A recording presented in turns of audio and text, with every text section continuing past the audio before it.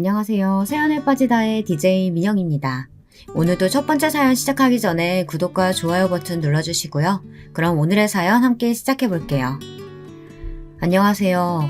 6개월 전 한국을 떠나 일본으로 건너온 30대 여성입니다. 도망치듯 이곳으로 온 이유는 딱 하나였어요. 제가 파혼을 했기 때문이죠. 파혼이란 말을 이렇게 직접적으로 한 것은 그날 이후로 처음인데요. 사실 남자친구와 헤어진 이유가 서로를 원망하고 미워하기 때문은 아니랍니다. 친정 아버지는 부동산을 하시는데요. 집이나 건물을 매매하고 임대하는 일은 물론 본인 스스로도 서울 곳곳에 건물을 가지고 계시는 이른바 건물주죠. 아버지께서 맨손으로 서울에 오셔서는 0부터 시작해 지금까지 하나하나 스스로 만들어내신 것이랍니다. 저는 그런 아버지를 무척이나 존경하고요. 남자친구는 아르바이트를 하면서 알게 됐어요. 당시 저는 카페 아르바이트를 했었는데 마감 시간이 늦은 날이면 방향이 같다는 이유로 저를 집 근처까지 데려다 주었죠. 이야기도 잘 통하고 취미생활도 비슷해서 몇 번 밖에서 만나기도 했는데 그러다 서로에게 호감을 느끼게 되어서 연인 사이로 발전했답니다. 저희 가족들은 남자친구를 꽤나 일찍부터 알고 있었어요. 어떤 남자가 딸을 집 앞까지 데려다 주는데 관심이 당연히 가셨겠죠. 어디까지 알아보셨는지는 모르지만 성실하다고 남자친구를 엄청 마음에 들어 하셨답니다. 제 생각이긴 하지만 저희 집에는 딸만 둘이다 보니 남자친구의 듬직함이 더 마음에 드셨던 것은 아닐까 생각되네요. 남자친구는 건축 디자인을 전공했었는데 꽤나 유명한 선생님 밑에서 일하게 되었답니다. 저 역시 대형 여행사에 취직을 하게 되었고요. 둘은 취직 성공을 기뻐하며 3년만 죽어라 일하고는 꼭 결혼을 하자고 약속을 했었어요. 사회인으로서 자리를 잡고 나면 결혼식은 어떻게 할 것인지, 신혼여행은 어디로 갈 것인지, 그리고 신혼집은 어떻게 꾸밀 것인지 그런 이야기들을 하면서 결혼에 대한 나름의 꿈을 키워가고 있었죠. 그렇게나 단 꿈에 빠져 있었던 저희가 돌아올 수 없는 강을 건너게 된 것은 오로지 예비 시어머니의 등장과 함께 시작되었답니다. 남자친구는 재혼 가정에서 자랐는데요. 부모님이 이혼하시면서 아버지와 살았고 남자친구의 아버지께서는 몇 년 뒤 지금의 어머니를 만나 재혼을 하셨던 것이죠. 남자친구가 초등학교 들어갈 때의 일이라고 하는데 재혼 가정이라는 이야기를 듣지 않았더라면 전혀 모를 정도로 남자친구와 새어머니는 많이 닮으셨답니다. 게다가 둘이 얼마나 사이가 좋은지 질투가 날 지경이었어요. 하루는 남자친구와 영화를 보러 갔는데 제가 너무 보고 싶었던 영화를 이미 봤다고 하더라고요. 그것도 새어머니와 말이죠. 개봉한 지 얼마 되지도 않았던 영화인데 벌써 봤느냐고 했더니 그 영화의 남자 주인공을 새어머니께서 너무 좋아하셔서 개봉한 날 남동생과 함께 셋이서 봤다고 하더군요. 이뿐만이 아니었어요. 맛집이라고 소개받아서 가면 꼭 새어머니가 좋아하시는 음식이라고 하면서 싸가던가 남동생이 평소 먹고 싶다고 노래를 불렀다고 하면서 챙기는데 정말 우애가 좋구나 싶었답니다. 남자친구에게 워낙 많은 이야기를 들어서 그런진 몰라도 가족들을 소개받을 때 그렇게 떨리지는 않았어요. 다들 좋은 분들이라서 반갑게 맞이해 주시기도 했고 우리 둘이 알아서 결혼식을 준비하고 싶다는 말을 했을 때도 흔쾌히 찬성해 주셨답니다. 저희 집에서 남자친구를 열렬히 환영했다면 남자친구의 집에서는 저를 무척이나 마음에 들어 하셨죠. 제 이야기를 들은 친구들은 배가 아파서 죽겠다고 저더러 복이 왜 이렇게 많냐고 하며 더러 시샘어린 소리를 하기도 했답니다. 그만큼 저는 행복 가득한 순간들을 누리고 있었어요. 결혼 준비를 하다 보면 그렇게 많이 싸운다는데 저희는 그런 것도 없었어요. 결혼식 자체를 소박하게 하자고 결정해서 그런지 선택할 것들이 그렇게 많지 않더라고요. 거기다 취향이 비슷하니 부딪힐 일도 없었죠.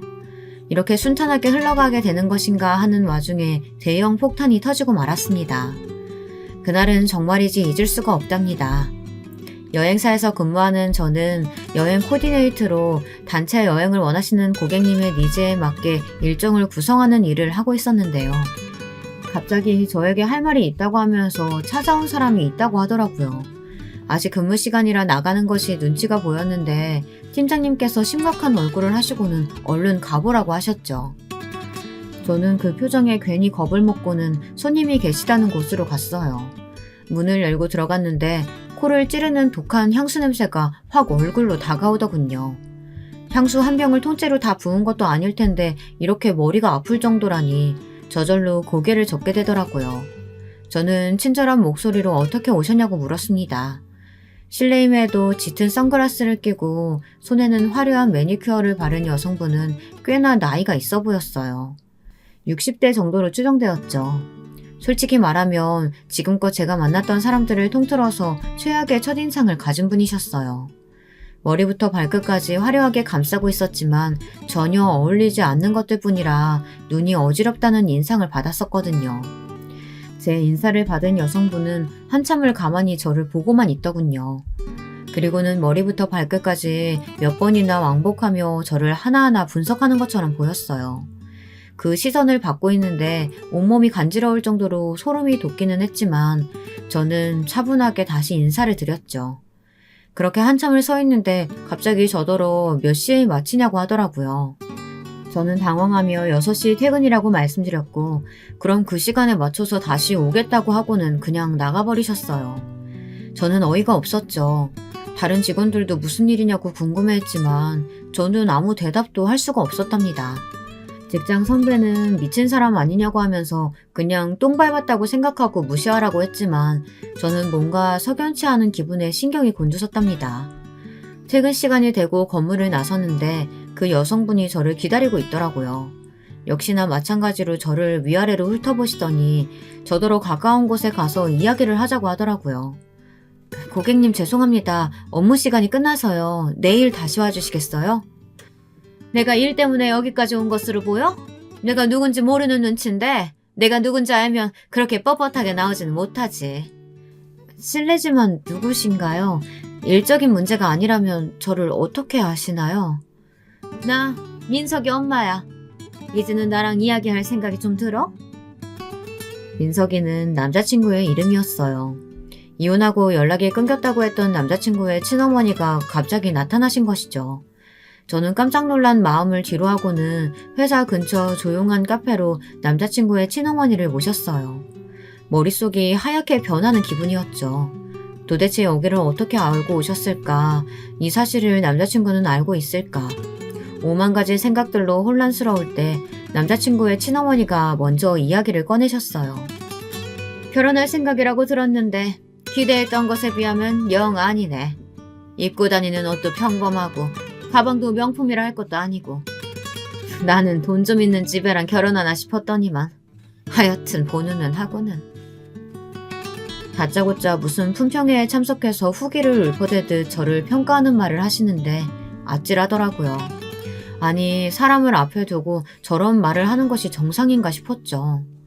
평소라면 바로 들이받았을 성격이지만 그래도 남자친구의 친어머니라고 하니 꾹꾹 눌러 참아가며 커피를 한 모금 마셨답니다. 남자친구의 친어머니께서는 도대체 무슨 수로 자신의 아들을 만난 것이냐고 비꼬는 목소리로 물어보셨어요. 딱 말투가 너 같은 게 감히 우리 아들을 만나? 이런 감정이 깔려있는 것 같았죠. 저는 흥분하지 않도록 속으로 주문을 걸면서 짤막하게 남자친구와의 만남에 대해 말씀드렸어요. 남자친구의 친어머니는 혀를 차시며 아르바이트를 시키다니 제정신이 아니라고 중얼거리셨죠. 저를 왜 찾아오셨나요? 여기 오신 거 그이도 알고 있나요? 내가 예비 며느리 낯짝 보러 오는데 허락이 필요하니? 앞길 창창한 녀석이 갑자기 결혼한다는 소문이 돌기에 무슨 일인가 싶어서 와봤다. 너 애 생겼니? 우리 아들 앞에 엎어져서 애라도 가졌어? 그렇지 않고서는 무슨 결혼이야. 너랑 우리 아들이. 남자친구의 친어머니는 정말이지 뭐라 한마디로 표현할 수 없는 무지막지함으로 제게 막말을 하기 시작하셨어요. 과연 저 말이 초면인 사람에게 해도 되는 말인가 어이가 없었죠. 제가 예비 며느리가 맞든 아니든 상대방을 무시하는 말은 해서는 안 된다고 분명 배우셨을 텐데 지금 뭐 하시는 것인가 싶었어요. 남자친구의 친어머니는 점점 더 말이 심해지시더군요. 급기야 제가 일하는 곳에 오신 이유도 정말 제가 여행사에서 일하는 것이 맞는지 확인하기 위해서라고 하셨어요. 꽃뱀이면 적당히 돈이나 쥐어주고 잘라버릴까 싶어서 확인하러 왔더니 정말 여행사 직원일 줄이야. 너는 직장도 있는 애가 술집 아가씨가 할 법한 꽃뱀 짓을 하면 부끄럽지도 않니? 저는 더 이상의 모욕은 참을 수가 없어서 바로 남자친구 친어머니를 똑바로 쳐다보고 대답했습니다. 글쎄요. 저야말로 제 앞에 계신 분이 남자친구의 친어머니가 맞는지 알아봐야 할 것 같은데요. 말씀하시는 것으로 봐서는 그이가 여사님 핏줄이라는 것이 믿어지지가 않아서요. 그이는 상대방을 배려하는 마음을 가진 사람이죠. 딱 그이 어머님처럼 말이에요. 뭐? 너 지금 말 다 했니? 내가 엄마야. 내가 민석이 엄마라고. 들은 적은 있어요. 이혼하고 단 한 번도 찾아오지 않으셨다면서요. 어떻게 자기 배 아파 낳은 자식을 두고 그렇게 사라질 수 있으세요? 저라면 절대 못할 것 같은데 말이에요. 제 말에 흥분한 남자친구의 친어머니는 벌떡 자리에서 일어나셔서는 테이블 위에 있는 물컵으로 손을 뻗으셨어요. 저는 재빠르게 물컵을 치우면서 드라마를 너무 보신 거 아니냐는 말과 함께 더 이상 이야기를 듣고 싶지 않다고 하고는 그대로 카페를 나섰어요. 등 뒤로 저를 부르며 욕하는 소리가 들렸지만 저는 뒤도 돌아보지 않았죠. 그날 일에 대해 저는 남자친구에게 이야기하는 것이 맞을까 많이 고민을 했습니다. 갑자기 친어머니라는 사람이 등장했다는 사실이 과연 남자친구에게 어떤 영향을 줄지 걱정이 되었거든요. 제가 자세한 상황을 다 알고 있는 것은 아니지만 남자친구는 친어머니에게 좋은 기억을 가지고 있지 않았어요. 남자친구의 친어머니께서는 나름 돈 있는 집안에서 자란 공주님 같은 분이었죠. 그런데 평범한 예비 시아버지를 만나 사랑에 빠졌고 결혼이고 뭐고 다 버리고 결혼을 하셨어요. 하지만 결혼이 어디 동화 속 이야기도 아니고 마음대로 돈을 쓸 수 없는 현실 생활에 화도 나고 지치기 시작하셨죠. 그러다 남자친구를 가진 것을 알게 되었고 한동안은 남자친구를 키우는 재미로 살다가 끝내 과거의 자신에게 미련을 버리지 못해서 하루아침에 이혼서류만 두고 사라졌다고 하시더라고요. 그날이 바로 남자친구의 5번째 생일이었죠. 예비 시아버지께서 백방으로 찾아다니며 만나서 이야기하고 싶다고 하셨지만 남자친구의 친어머니께서는 모든 권리를 다 포기할 테니 자신을 만났다는 사실마저도 잊어달라고 하곤 깔끔하게 정리하셨죠. 이런 이야기를 다 알고 있던 저로서는 갑자기 남자친구의 친어머니라고 하면서 제 앞에 나타난 상황을 받아들이기 쉽지 않았거든요. 제가 이 정도인데 남자친구는 오죽할까 싶었죠. 그래도 숨기는 것은 아니다 싶어 솔직하게 모든 이야기를 했습니다. 남자친구는 제가 걱정했던 것 이상으로 충격을 받은 모습이었어요. 자신의 친어머니가 자신도 아니고 저를 찾아갔다는 것이 이해가 되지 않는다는 것 같았죠.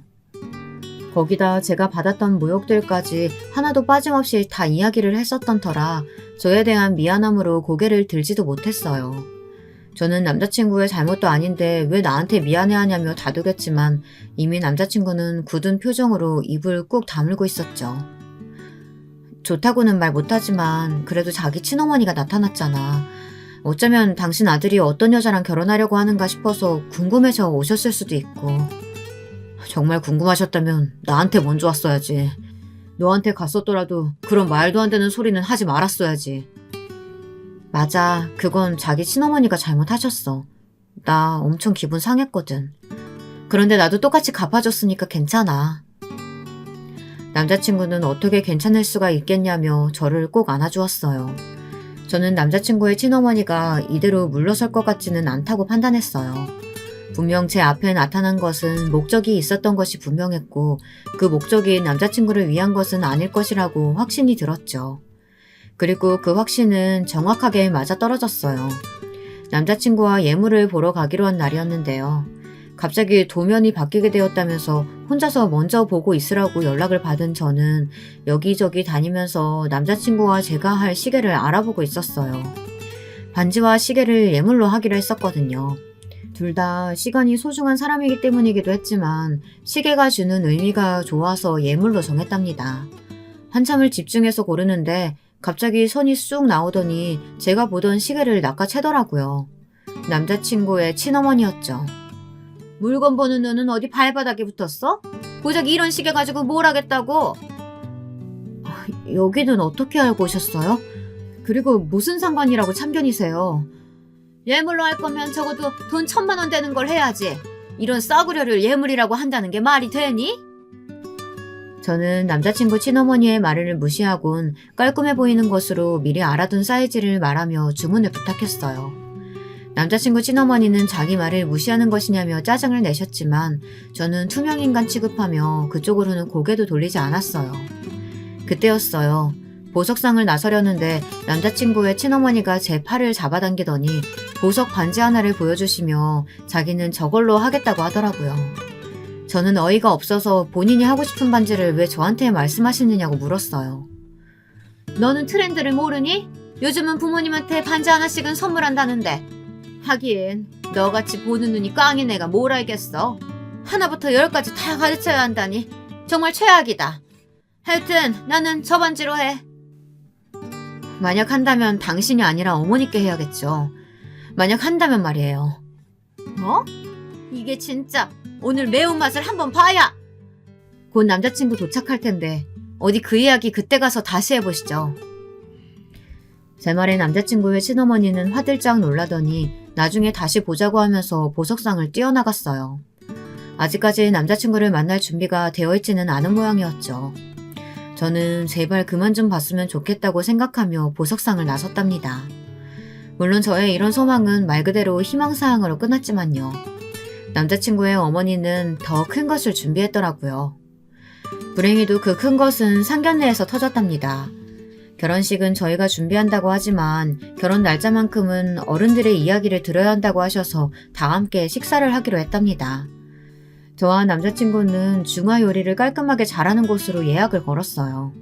사실 그 가게는 친정아버지가 가지고 있는 여러 건물 중 하나로 아버지 지인이 운영하고 있는 곳이랍니다. 저도 양씨 아저씨라고 부르는 분이신데 제가 상견례 장소를 찾는다는 소리에 자기 가게로 오라고 해주셨죠. 웨이팅을 걸어도 3개월은 기다려야 한다고 알고 있었는데 무슨 수로 자리를 만드셨는지 바로 준비해 주시더라고요.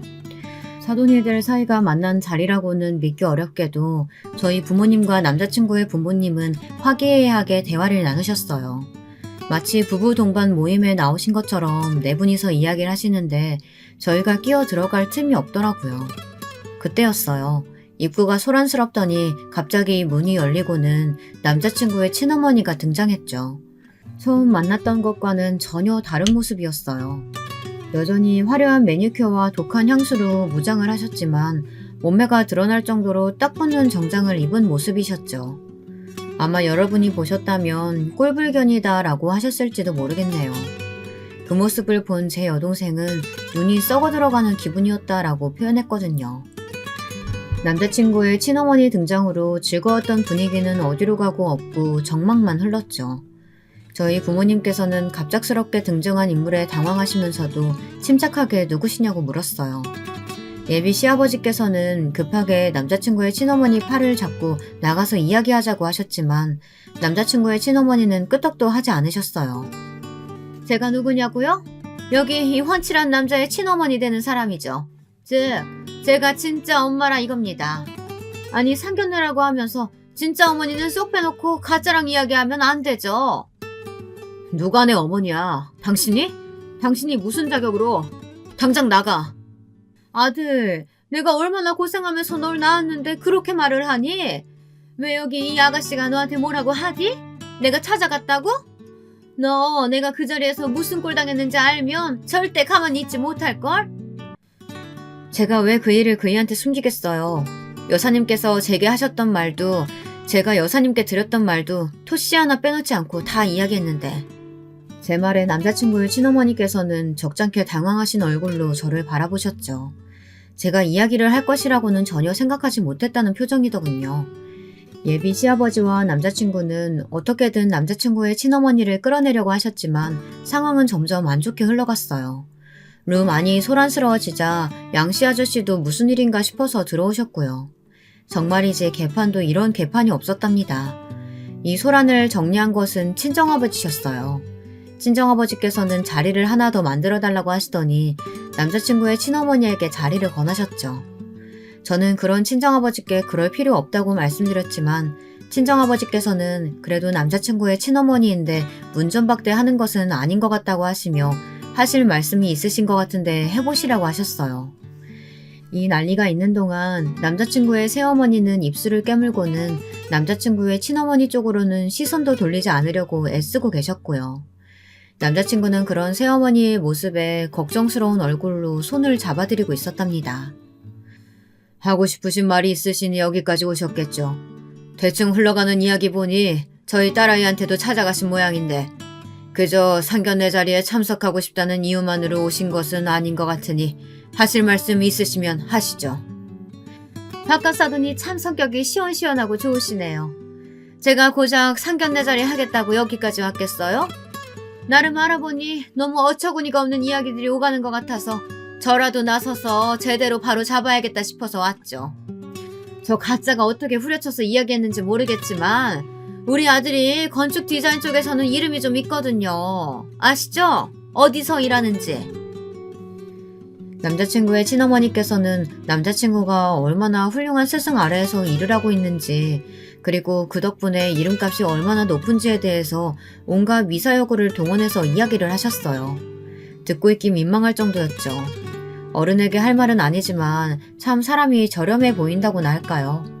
있어 보이고 싶어 하는 것은 알겠는데 입을 열 때마다 점점 더 말이 이상해지더군요. 친정아버지께서는 여기 앉은 모든 사람이 다 알고 있는 이야기라고 하시면서 정말 하고 싶은 말을 하라고 하셨죠. 저는 태어나서 그런 친정아버지의 모습을 처음 봤는데요. 진짜 카리스마가 이런 것이구나 싶었답니다. 이런 기분은 저만 느낀 것은 아닌 것 같았죠. 기세등등하던 남자친구의 친어머니는 자세를 슬쩍 고치더니 그런 훌륭한 아들을 사위로 맞이하면서 행동으로 보여주는 것이 너무 없는 것 아니냐고 말씀하셨어요. 남자친구의 친어머니의 말에 룸은 삽시간에 얼어붙었어요. 예비 시아버지는 사색이 된 얼굴로 남자친구의 친어머니에게 미쳤냐고 소리를 지르셨어요. 남자친구 역시 무슨 자격으로 그런 말을 하느냐고 외쳤죠. 하지만 남자친구의 친어머니는 아무렇지 않은 얼굴로 친정아버지를 바라보며 자신이 틀린 말을 했느냐고 물었답니다. 지금 자신이 무슨 말씀하시는지 알고는 있습니까? 마치 아들을 거래의 대상처럼 이야기하고 계신데 맞습니까? 거래라니 무슨 그런 상스러운 표현을 쓰세요. 저는 이런 훌륭한 사위 보시는데 뭐라도 좀 내놔야 하는 거 아니냐 이거죠. 가령 예를 들면 건축사무소 하나를 차려준다거나 하는 건 말이죠. 당연히 집은 강남에 40평 정도 되는 곳이어야 하고요. 그리고 몰고 다니는 차도 S급 외제차는 되어야 면이 서지 않겠어요? 결혼식도 그래요. 알아보니까 전통 혼례 한다고 하는데 그게 가당키나 합니까? 호텔 딱 빌려서 하객도 1000명 정도 받고 그래야죠. 미쳤어. 미친 것이 분명하다고. 지금 당신이 무슨 소리 하는지 알아? 내가 뭘? 우리 거래처 사람들만 하더라도 400, 500은 되는데 그럼 그 사람들은 오지 말란 말이야?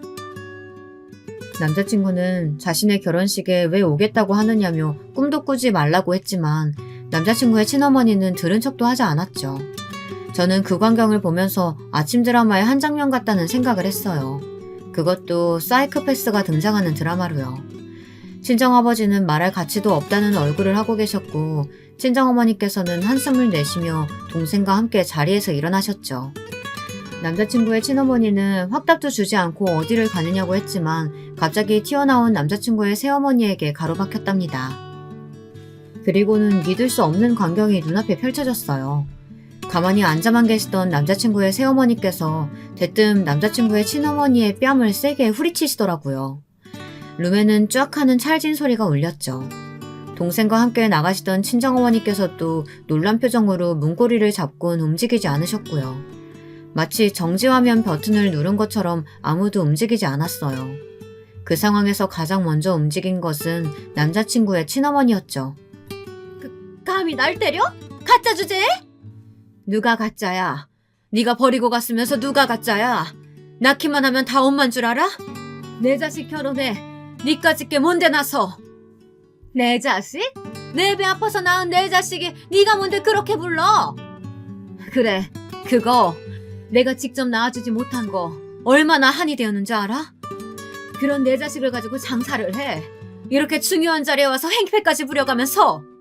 남자친구의 새어머니는 금방이라도 피를 토할 것처럼 소리를 지르시면서 당장 꺼지라고 말씀하셨어요.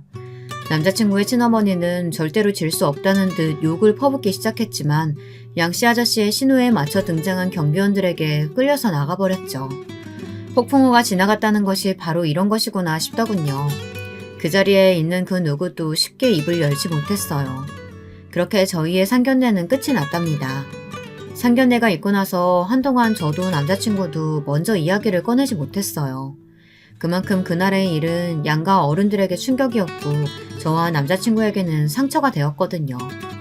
친정어머니께서는 굳이 그런 상황을 알면서도 결혼을 해야겠냐고 물어보셨어요.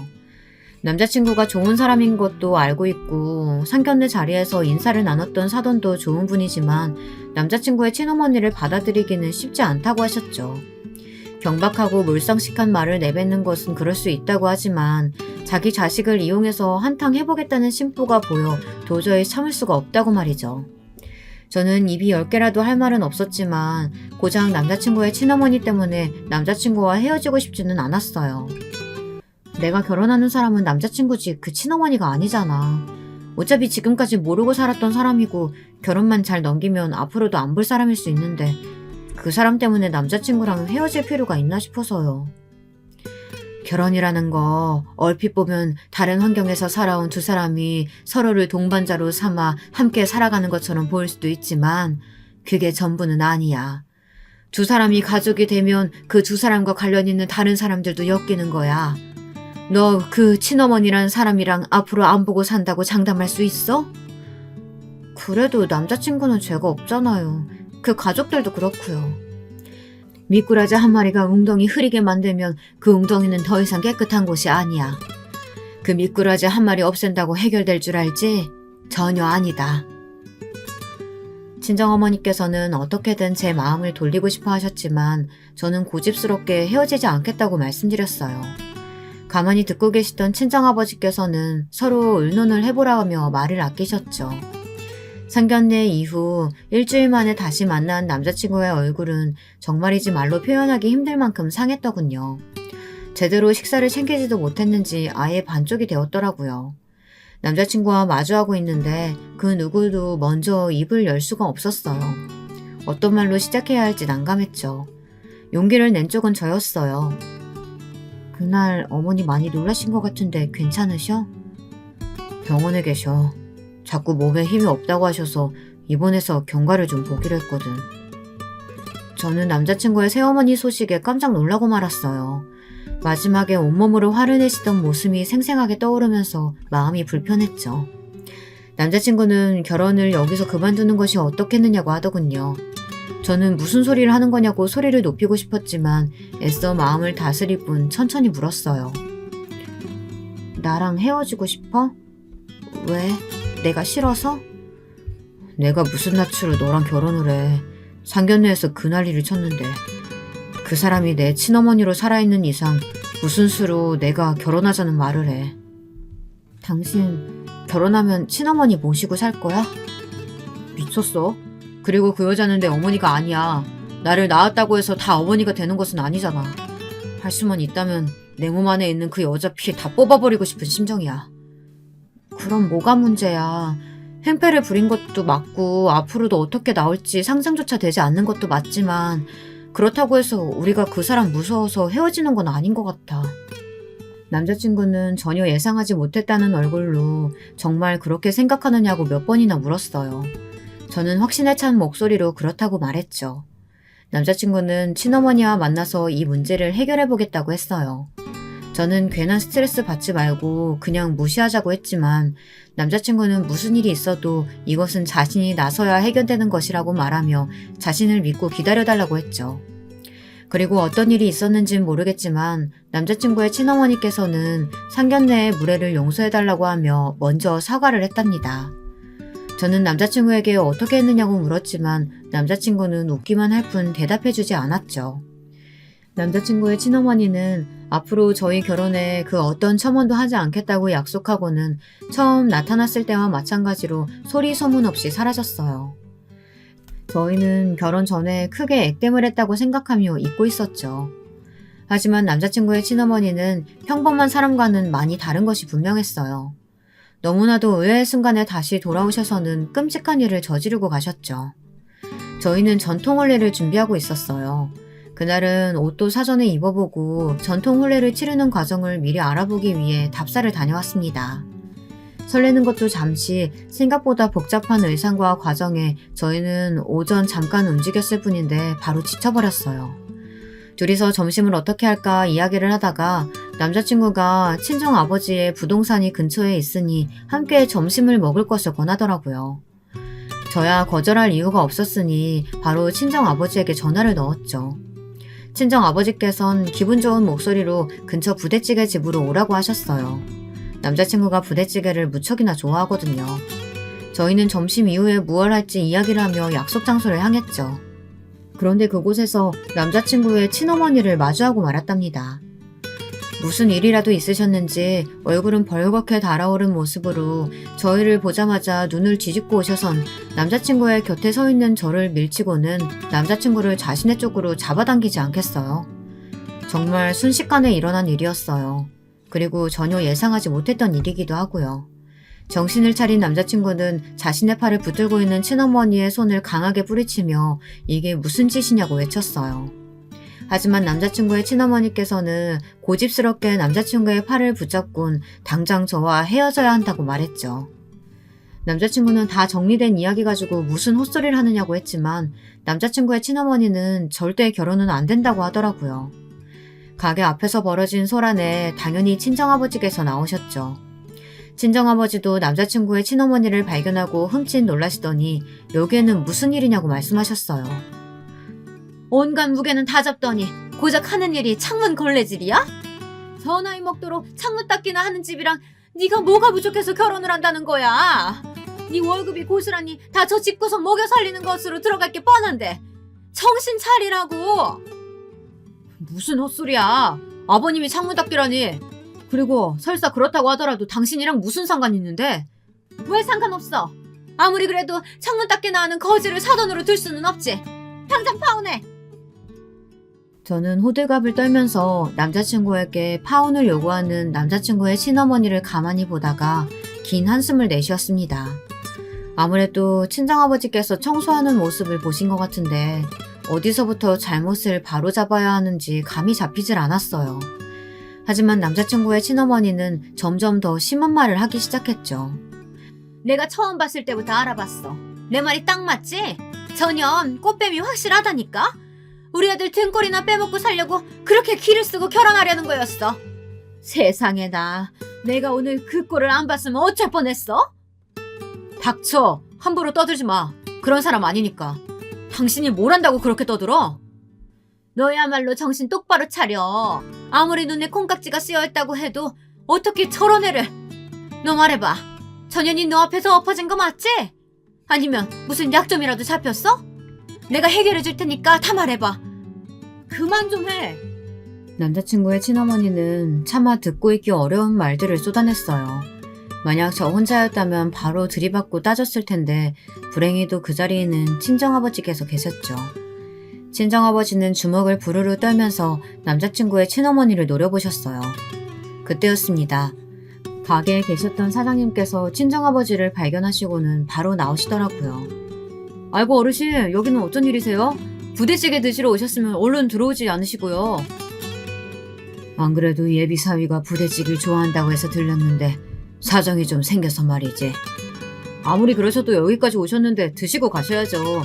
그러지 마시라고 했는데도 매번 저희 가게 창문도 닦아주시고 다른 층 사람들도 복도니 계단이니 어르신께서 오셔서 손수 봐주셔서 얼마나 고마워하는지 몰라요.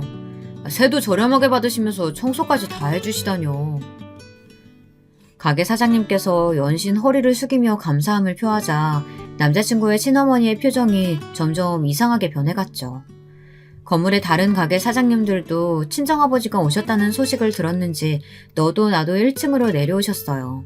몇몇 분들은 친정아버지 오시면 드리려고 준비한 선물이 있다며 양손 무겁게 잔뜩 챙겨오셨죠. 친정아버지께서는 뭐하러 이런 것들을 준비하느냐고 하셨지만 다들 부동산에 인사 갈 때마다 안 계셔서 자기들 건물에는 언제 오시나 하고 기다렸다고도 하셨답니다. 친정아버지께서는 그 많은 건물을 가지고 계시면서도 한 달에 월세를 근처에 70%만 받고 계셨어요. 코로나가 끝났다곤 하지만 여전히 힘든 곳이 많다고 하시며 월세를 올리지 않으시더라고요. 코로나로 다들 힘들었을 때는 2년 동안 월세를 30%만 받으실 정도였죠. 그 덕분에 친정아버지의 건물에는 공실이 없기로도 유명했답니다. 사람들이 너도 나도 나와서 친정아버지께 인사를 드리자 남자친구의 친어머니는 하얗게 질린 얼굴로 저와 친정아버지를 번갈아 바라보았죠. 남자친구 역시 친정아버지가 부동산을 한다고만 생각했지 건물을 가지고 계시는 것까지는 모르고 있었기 때문에 놀란 얼굴이었어요. 그러니까 사돈 어른이 창문 닦기가 아니고. 창문이요? 아, 그거요? 우리 어르신이 한 달에 한 번씩 와서 어디 고장난 건 없나 불편한 건 없나 봐주시면서 꼭 유리창을 닦아주시거든요. 다른 층은 사람시켜서 해주시는데 꼭 1층은 직접 해주시네요. 내 건물인데 그럼 내가 청소해야지 누굴 시켜? 그리고 이렇게 관절에 기름칠을 좀 해줘야 잘 움직이지. 가만히 있기만 하면 몸이 굳어서 안 돼. 남자친구의 친어머니는 갑작스럽게 전개된 일들에 적응이 되지 않는 얼굴이었어요. 저는 파혼이란 말을 어디서 하느냐고 했죠.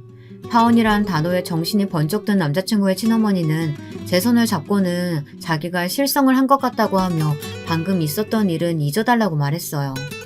하지만 친정아버지께서는 이미 화가 머리 끝까지 나신 상태였죠. 친정아버지께서는 가게 사장님들께 양해를 구하고는 제가 있는 쪽으로 오셔서 제 손을 잡고 있던 남자친구의 친어머니 손을 채내셨어요. 사돈, 제가 잠시 정신이 나갔었나 봐요. 제가 사람을 잘못 보고 해서는 안 될 말을 했네요. 우리 아들 얼굴 봐서라도 한 번만 넘어가 주세요. 네? 이전 일들이 불편하긴 했지만 그래도 제가 예비 사위 얼굴 봐서 참으려고 했는데 참 이제는 무슨 말을 하셔도 듣고 싶지 않네요. 너도 더 이상 고집 부리지 말고. 아버지, 갑자기 그게 무슨 말씀이세요? 무슨 말이기는 저쪽에서 저렇게 파혼을 원하는데 당연히 파혼해야지. 저는 깜짝 놀라서 아니라고 했지만 이미 친정아버지께서는 들은 척도 않으시고는 남자친구에게 깔끔하게 정리하는 것이 좋겠다고 말씀하셨어요. 남자친구는 그런 친정아버지의 말에 고개만 숙이고 있었죠. 저는 절대 안 된다고 이야기를 했지만 눈가가 붉어진 얼굴로 저를 바라보시는 친정아버지의 모습에 더 이상 말을 이을 수가 없었어요. 순간 아차 싶더라고요. 친정아버지께서 어떤 말을 들으셨는지 주마등처럼 머릿속을 지나갔기 때문이에요. 감히 내 딸한테 금이야 오기야 키워온 내 딸을 꽃배 취급하고 뭐 어쩌고 어째? 우리 딸이 엎어져? 약점을 잡아? 그런 더러운 말로 우리 딸 얼굴에 똥칠하는데 내가 어떻게 저 집이랑 사돈을 맺어? 아버지, 그건요. 네, 알겠습니다. 말씀대로 하겠습니다. 가만히 친정아버지의 말을 듣고 있던 남자친구는 고개를 끄덕였어요. 그러더니 길거리에서 친정아버지에게 큰절을 하고는 느릿한 걸음으로 돌아섰습니다. 저는 남자친구를 붙잡고 싶었지만 제 팔을 강하게 쥐고 있는 친정아버지 때문에 아무것도 할 수가 없었어요. 남자친구의 친어머니는 이렇게 끝낼 수 없다고 하며 제게 매달리기 시작했어요. 우리 아들 사랑하잖아, 안 그래? 너 우리 아들 사랑해서 무조건 결혼한다며. 그럼 그 많은 재산 다 우리 아들 몫으로 떨어지는 거 맞지? 그치? 이거 놓으세요. 귓구멍이 막히셨어요? 지금 저희 당신 때문에 파혼했잖아요. 그런데 끝까지 이렇게 돈 얘기하고 싶으세요? 남자친구의 친어머니는 이렇게 헤어지는 것은 아니지 않느냐고 하며 저더러 남자친구를 사랑한다면 당장 부모님을 설득하라고 했어요. 지금 이 상황을 만든 것이 누구인데 저런 정신나간 소리를 하는 건지. 정말이지 당장이라도 달려가 남자친구의 친어머니 멱살을 잡고 흔들고 싶었지만 저는 얌전히 친정아버지를 따라 그 자리를 벗어났습니다. 아마 이야기를 들으신 분들은 무슨 일이 이렇게 태풍을 휩쓸고 지나가는 것 같냐고 하실 수도 있으실 것 같아요. 실제로 저는 그런 기분을 느꼈거든요. 그날 그 거리에서 남자친구의 친어머니를 만나 천국과 지옥을 오갔으니까요. 친정아버지께서는 결혼 준비로 인해 생긴 손해는 우리 쪽에서 다 정리하는 것으로 하자고 하시며 제게 힘들겠지만 미련을 버리라고 하셨어요. 저는 대답하지 않았지만 이제는 그래야 할 때가 왔다고 생각했죠. 하지만 일이 그렇게 깔끔하게 떨어지지는 않았어요. 일주일 뒤 저는 한 통의 내용 증명을 받았어요. 직장으로 날라왔죠. 다들 무슨 일인지 궁금해하는 표정으로 제 주변을 오가더군요. 안 그래도 파혼으로 한바탕 몸살을 앓았는데 이제는 내용 증명이라니. 참, 내 팔자가 왜 이런가 싶었어요. 아무리 생각해도 내용 증명을 보낼 만한 곳이 없다고 생각하며 뜯어본 저는 너무 놀라서 미쳤다고 소리를 지르고 말았죠. 제 목소리에 다들 무슨 일이냐고 모여들었지만 저는 서둘러 자리를 박차고 일어나 팀장님께 반차를 쓰겠다고 말씀드렸어요. 사색이 된 저의 표정에 팀장님도 심각한 얼굴로 당장 가보라고 하셨고요. 저는 수근거리는 소리를 뒤로하고는 택시까지 타서는 집으로 향했습니다. 때마침 부모님께서 다 계셨죠. 저는 떨리는 손으로 내용 증명을 보여드렸어요. 두 분의 반응 역시 저와 다르지 않았답니다. 내용 증명을 보낸 사람은 다름 아닌 남자친구의 친어머니였죠. 파혼으로 인한 위자료를 청구한다고 되어 있더라고요. 일방적으로 파혼을 진행하는 바람에 남자친구가 정신적으로도 충격을 받았지만 사회적 체면에도 손상이 있었으니 그에 합당한 위자료를 청구한다는 내용이었어요. 친정 어머니께서는 끝까지 읽지도 못하고 비틀거리시다 자리에 누우셨답니다. 친정 아버지께서는 몇 번이나 읽어보시더니 긴 한숨을 내쉬셨어요. 마지막에 청구한 위자료는 무려 5억이었거든요. 친정아버지께서는 이 일을 어떻게 처리하면 좋겠느냐고 하셨어요. 아마도 남자친구는 모를 거예요. 다 그 여자가 저지른 일이겠죠. 위자료 청구라니. 파혼이 누구 때문에 벌어진 일인데. 누가 했든 내용 증명이 날라왔으니 무슨 액션이라도 취해야 하지 않겠니? 돈을 주고 떨어지라고 하는 것이 가장 쉬운 방법이겠지만 그 어떤 눈먼 돈이라도 그 여자 주머니로 들어가는 꼴은 못 보겠고 그렇다고 소송을 하자니 자꾸 엮이는 것 같아서 기분이 좋지는 않구나. 친정아버지께서는 차분히 제가 선택할 수 있는 상황에 대해 말씀하시고는 어떤 방법이 가장 좋겠느냐고 하셨어요. 하지만 저는 그 방법으로도 내키지가 않았죠.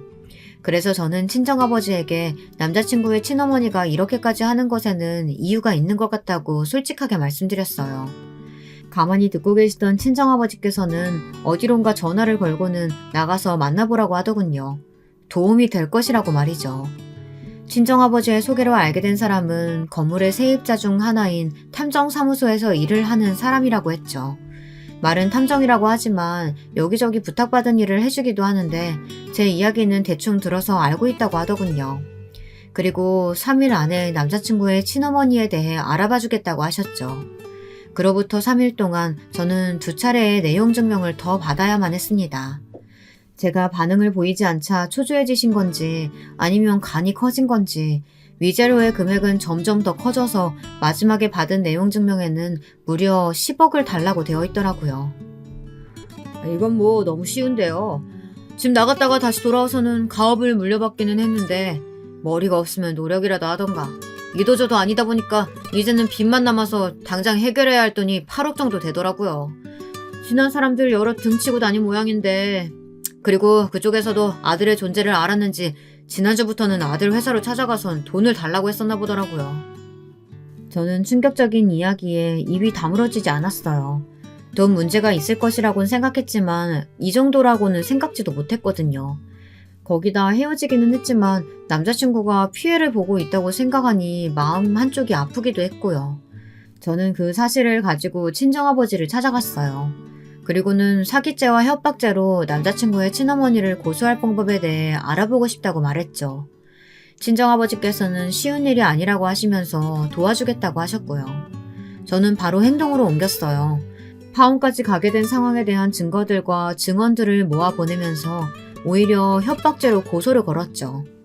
그리고 남자친구의 친어머니에게 돈을 빌려준 사람들을 찾아가 법적인 도움을 줄 테니 남자친구의 친어머니를 사기죄로 고소해달라고 했고요.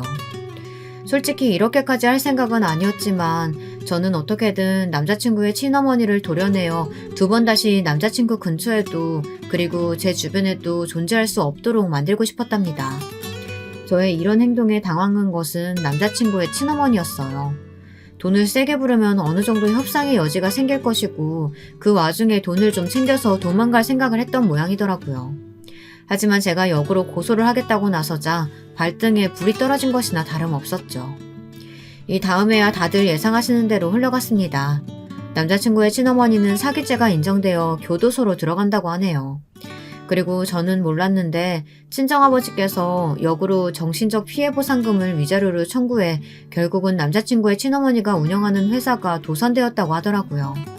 쌤통이죠. 파혼이라는 폭풍우가 지나가고 조금은 안정을 되찾은 제가 이렇게 이야기를 꺼내게 된 것은 사실 어제 남자친구의 소식을 들었기 때문입니다. 다니던 회사를 그만두고 산촌 벽지를 다니면서 형편이 어려운 사람들의 고장난 집을 수리해주고 있다고 하더라고요. 참 좋은 사람이었는데, 말 그대로 밝은 미래로 가득 찬 사람이었는데 많이 아쉽고 안타깝네요. 제 이야기 들어주셔서 감사합니다.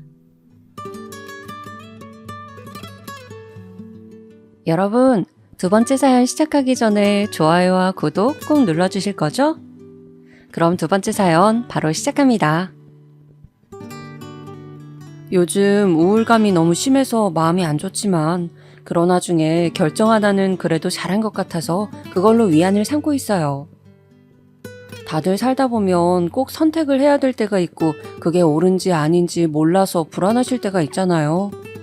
저에겐 그게 결혼이었답니다.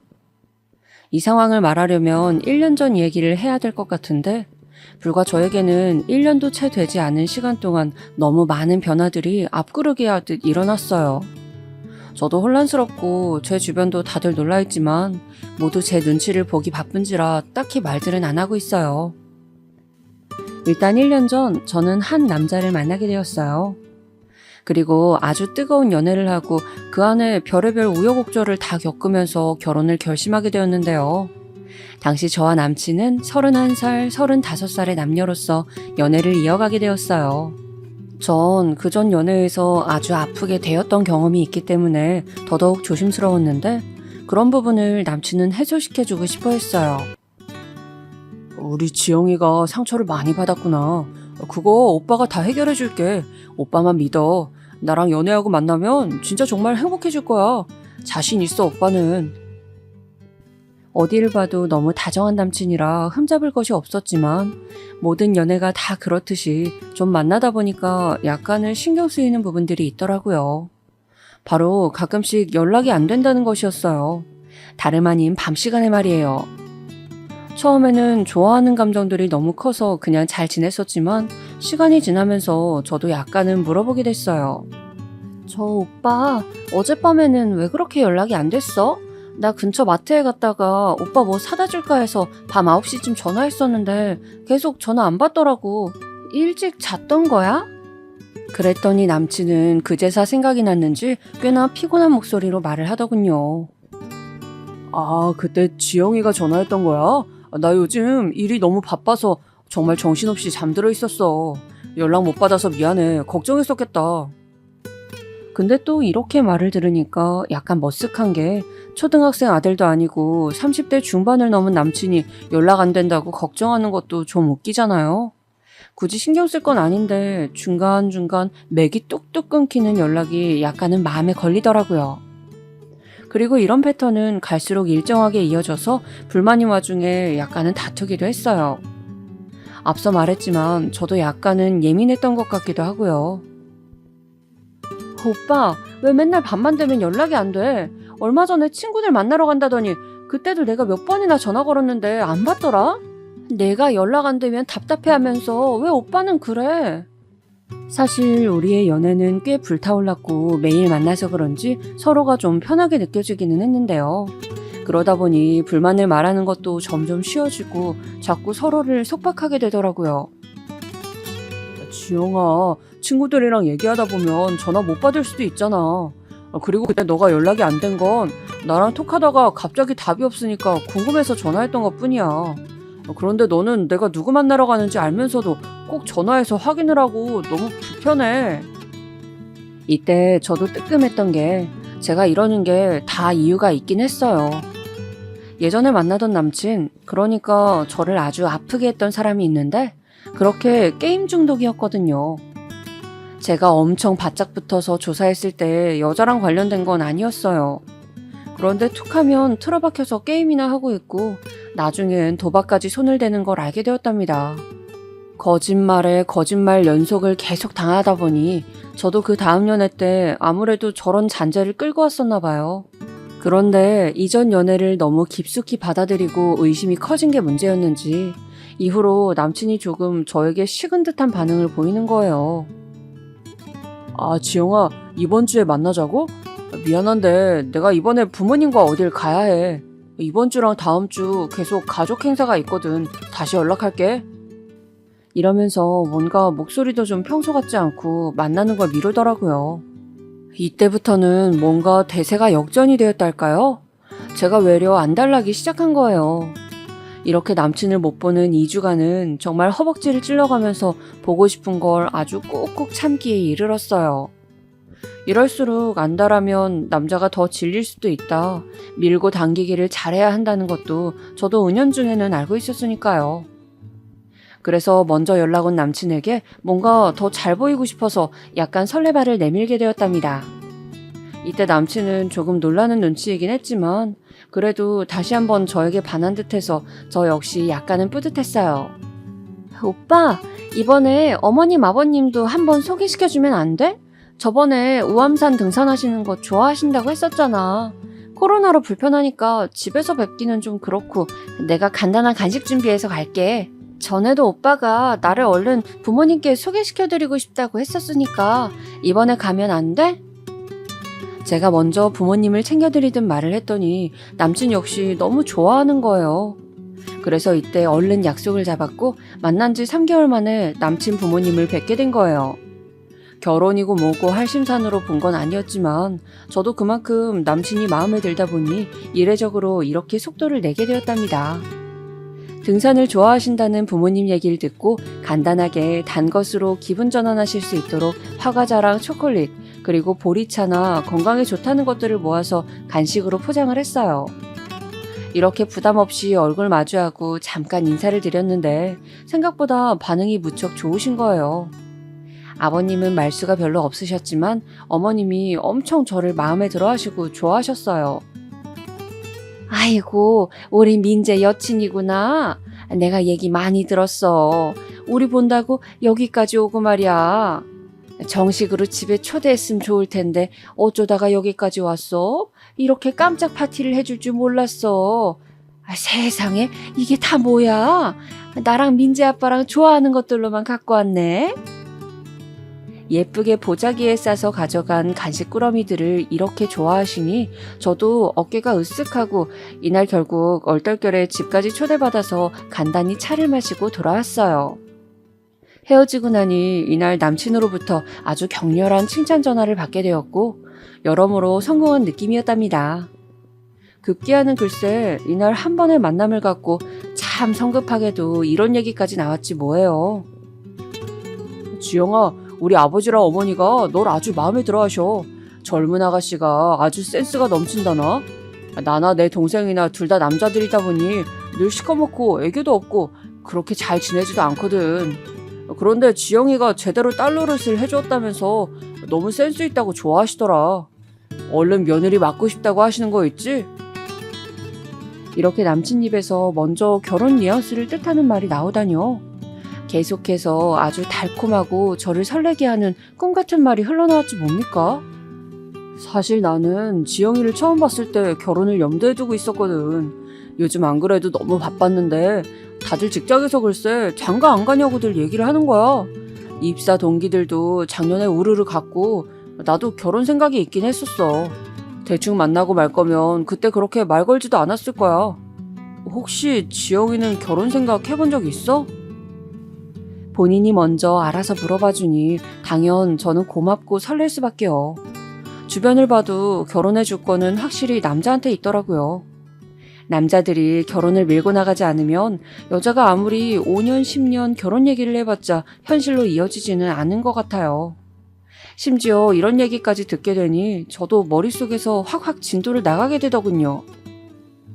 부모님은 나보고 30대 중반을 넘기지 말라고 그보다 더 늦게 갈 생각이면 독립하라는 말까지 하셨었거든. 우리 집 근처에 집도 작게 얻어두고 부모님이 세를 주신 상태야.